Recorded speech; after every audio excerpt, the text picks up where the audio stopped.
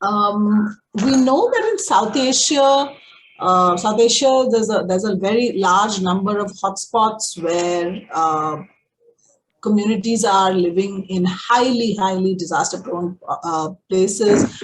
We know that the disasters are growing in both frequency and magnitude, and the majority of those are related to climate change. And we work with large numbers of women's groups in South Asia and across the world.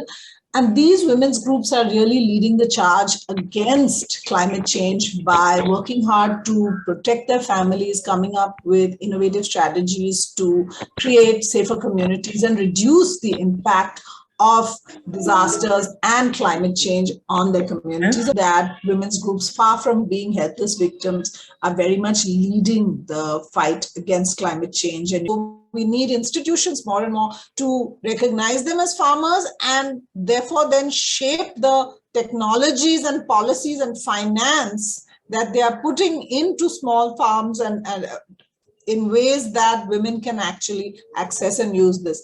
Those local governments are not fully empowered. They don't necessarily have the resources nor do they have the enough information, knowledge, and capacity to take action. But the efforts of women's groups to partner with them and work together is part of trying to strengthen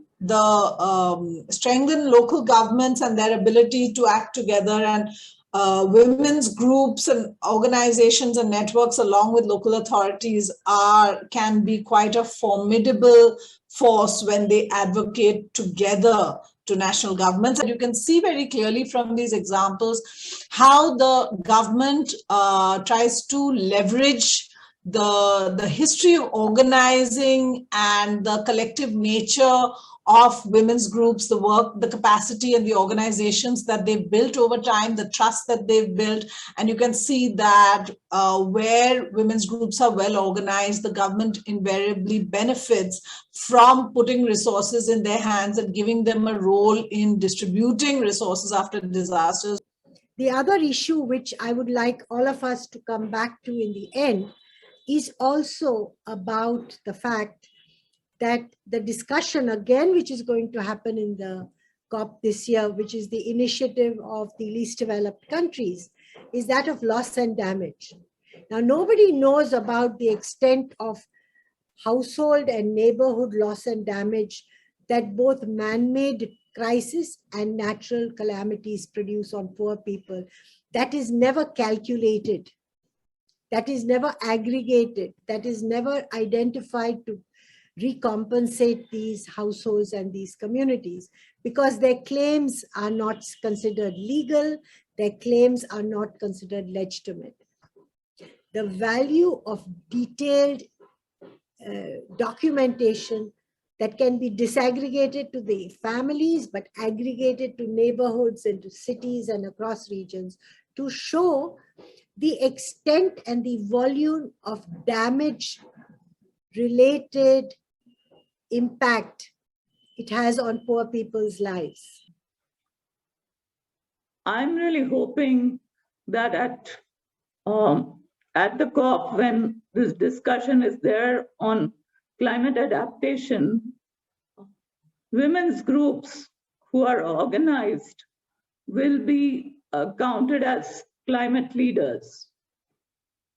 By not doing so, we will not be able to address some really pressing global problems, whether it's around water, food security,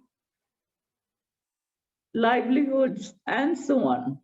When you place money in the hands of women, then they are absolutely able to experiment and innovate on climate solutions. that we're talking about creating a repository of knowledge and information and evidence that we can show to policymakers. That's very important. We know that communities are already generating what we consider first-class knowledge that needs to be documented, that data. There's a huge power in communities themselves collecting data and putting it out and using it to negotiate with governments, which many groups who are mapping their own communities, mapping risks and vulnerabilities are already doing.